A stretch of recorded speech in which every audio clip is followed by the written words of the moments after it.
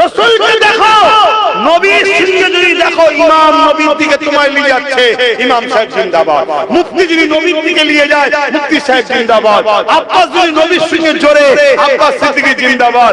পীর সাহেব যদি নবীর সঙ্গে জোরে, পীর সাহেব জিন্দাবাদ। আমির যদি তোমাকে নবী চিনায়, আমির সাহেব জিন্দাবাদ। যে তোমাকে নবী চিনাবে না, তার সাথে তুমি সম্পর্ক রেখো। এটা তুমি মাথায় ঢোকাও। আমাদের সবার মডেল হলো রাসূল। তাহলে তাহলেই এক হয়ে গেলাম। কেন আমাদের একটাই লিডার, আমাদের একটাই লিডার। লাকাদ কানা লাকুম ফি রাসূলিল্লাহি উসওয়াতুন হাসানাহ। আল্লাহ কোরআনে বলছে আমি একটাই মডেল বানিয়েছি। উসওয়াতুন হাসানাহ সবথেকে ভালো মডেল। উসওয়াতুন মানে মডেল, সবথেকে ভালো মডেল ওটা হলো নবী মুহাম্মদ সাল্লাল্লাহু আলাইহি ওয়াসাল্লাম। জোরে বলুন সুবহানাল্লাহ। নামাজ পড়বে নবী দেখো, রোজা রাখবে নবী দেখো, হজ করবে নবী দেখো, দান করবে নবী দেখো, যাকাত দেবে নবীর থেকে শেখো, কন্যার বিয়ে দেবে নবীকে দেখো, সংসার করবে নবীকে দেখো।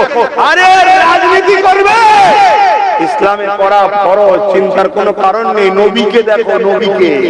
শুনছেন তো নাকি?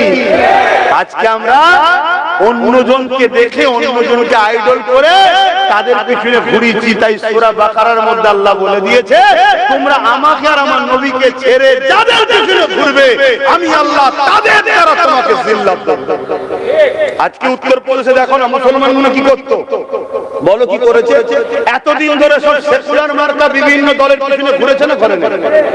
আজকে যখন উত্তরপ্রদেশে আই লাভ মুহাম্মদ সাল্লাল্লাহু আলাইহি ওয়াসাল্লাম সমস্যা হচ্ছে, তোমাদের সেই সেকুলার নেতাগুলোর মুখে কথা আছে? কথা বলো। ৭৯ বছর ধরে যাদের পিছনে টাইম দিলে, যাদের জন্য লড়াই করলে, যাদের জন্য মারপিট করলে, উত্তরপ্রদেশের সেই নেতাগুলোর মুখে কথা আছে? আজকে দেখো পাশে বিহারে ভোট আসছে, আমার কথা খারাপ হলে কিছু করার নেই, ইসলামে আছে তাই বুঝাচ্ছি।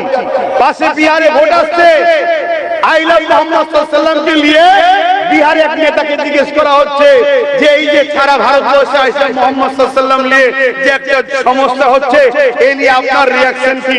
তখন সে বলছে আমি বিহার চুনাव के लिए परेशान है, बिहार के लिए हम सोचते हैं।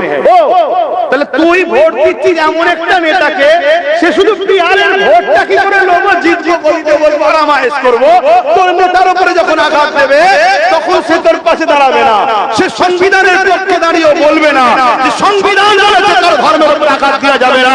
অতএব উত্তরপ্রদেশের সরকার সংবিধান বিরোধী, এটা তো সেকুলার নেতারা বলছে।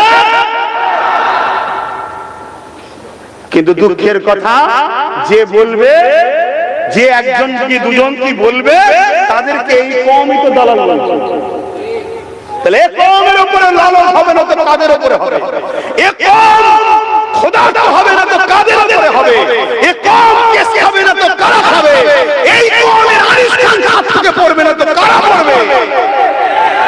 এটা আমাদের কাউকে দোষ দিয়ে লাভ নাই। আজকে দেখুন কোন একজন আমার ভাই, সে হুজুরের হয়ে কথা বলছে না, বলেন অন্য রাজ্যে বলছে না, বলেন, তাকে যখন বিহারে সাথে নিল না, বাদ দিল। কেন? কেন ও যদি স্টেজে এসে যায়, বাকি যত নেতা সব ফিকে হয়ে যাবে, ওর হেভি ব্যাপার না, সব ওই দিকে ফোকাস চলে যাবে, ক্যামেরা ওই দিক চলে যাবে, বাদ দিল। কোন কোন মুসলমানের মুখে কথা আছে? এইভাবে আমাদেরকে আমাদের হয়ে বলার জন্য কাউকে তৈরি করতে দেবে না।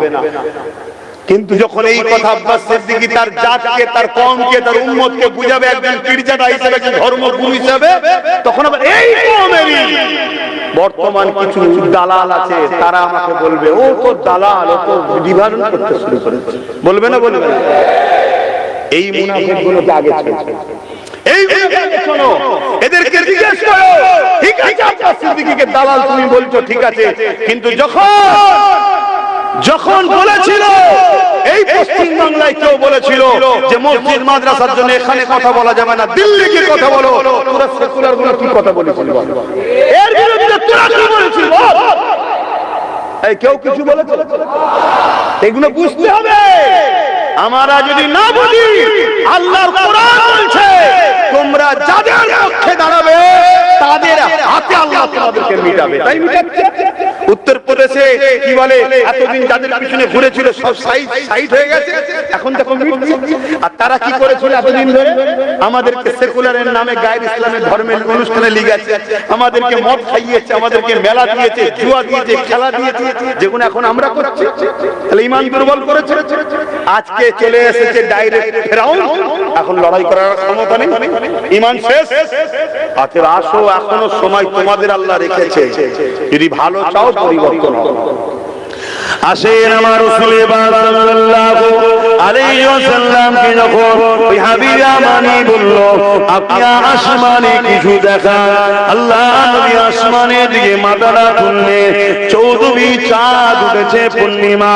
আল্লাহ নবী বলতে লাগলেন এ হাবিব আমানি রে, এই চাঁদটাকে দুটুকরো করে দেখাবো। হাবিব আমানি শুনে অবাক হয়ে গেল, চাঁদ কি করে দুটুকরো হতে পারে? কেননা স্রষ্টা সৃষ্টি করেছে, সেটা কি করে দুটুকরো করতে পারে? তার জবানের পোল বন্ধ হয়ে গেল, আর আগে কোনো কথা নাই। আল্লাহ নবী আর দেরি করলেন না, সাদা গোলটা চাঁদের দিকে তুলে শুধু ইশারা করলে, চাঁদ আমার নবীর উম্মত, চাঁদ আমার নবীর গোলাম, এই পরিচয়টা দেবার জন্য চাঁদও দেরি করলো না। নবী পাকে ইশারা বেঁধে বেঁধে সঙ্গে সঙ্গে নিজেকে নিজে টুকরো করে দিলে। শুধু টুকরো হয়েছে তা নয়, এক ফালি আবু কুবাইস পাহাড়ের এই মাথা, আর এক ফালি আবু কুবাইস পাহাড়ের ওই মাথা দীর্ঘক্ষণ ছিল, দীর্ঘক্ষণ ছিল, দীর্ঘক্ষণ ছিল। এ দুনিয়ার মানুষেরা, তোমরা যারা আমার নবীর নাম দিয়াতে অ্যালার্জি হচ্ছে, আমার নবীর নামকে ভালোবাসি বললে তোমাদের যাদের বুকে ব্যথা উঠছে, প্রত্যেকটা জালিম শয়তানকে বলবো তোমাদের হাতে অনেক রাজ ক্ষমতা রয়েছে, তোমরা ক্ষমতা ধরে মানুষকে লাঠিপিটা করছো, ক্ষমতা ধরে মানুষকে জেলে দিচ্ছ, ক্ষমতা ধরে মানুষকে কেস দিচ্ছ। মনে রেখে দিও, তোমাদের আগে তোমাদের এরকম পূর্বপুরুষরা এসেছিল, তারা ক্ষমতা ধরে মানুষকে অনেক জুলুম করেছে, অনেক হত্যা করেছে, কিন্তু আমার আল্লাহ সবাইকে মিটিয়ে দিয়ে জাহান্নামে পাঠিয়ে দিয়েছে। তোমরা যদি সত্যি আমার নবীর বিরোধী করতে চাও, আমার নবীর মোকাবেলায় দাঁড়াতে চাও, আসো আসো, আমার নবী পাকের একটা অঙ্গি ইশারাতে চাঁদ টুকরো হয়ে গেছে। তোমরা পৃথিবীর সব কটা জালিম শয়তান এক জায়গায় হয়ে গিয়ে আমার রাসূলুল্লাহকে চাঁদকে টুকরো করেছে, ওই চাঁদকে একটু লড়িয়ে তোমরা দেখাও। যদি লড়াতে না পারবে, একটা আলো একটা বাতি জ্বালানো হবে, পৃথিবীর সব জালিম নেতাগুলো এক জায়গায় হয়ে যাও, হয়ে গিয়ে ওই আলোর উপরে হুকুম করো যে আলো তুই একটু সাইডে সরে যা, একটু সাইডে সরে যা। আমি বলে দিয়ে যাই তোমরা মরে যাবে, কিন্তু তোমাদের অঙ্গুলি ইশারাতে তোমাদের ঘরে ছেলে কথা শুনে নে, তো আকাশে চাঁদ কি শুনবে, এই লাইট কি শুনবে। কিন্তু আমার মুহাম্মদ রাসূলুল্লাহ যখন আগুনের ইশারা করেছিল, সূর্য ডুবে যাচ্ছিল, মাওলা আলী রাসূলের নামাজটা চলে গিয়েছিল, ওই সূর্যকে যে আমার রাসূলুল্লাহ দেখেছে, আবার সঙ্গে সঙ্গে মুহাম্মদ রাসূলের গোলাম হলো সূর্য, মুহাম্মদ রাসূলের গোলাম হলো সূর্য, মুহাম্মদ রাসূলের উম্মত হলো সূর্য, মুহাম্মদ রাসূলের হুকুম পাওয়ার সাথে সাথে ওই সূর্য আবার পুনরায় পশ্চিম থেকে উঠে যায়।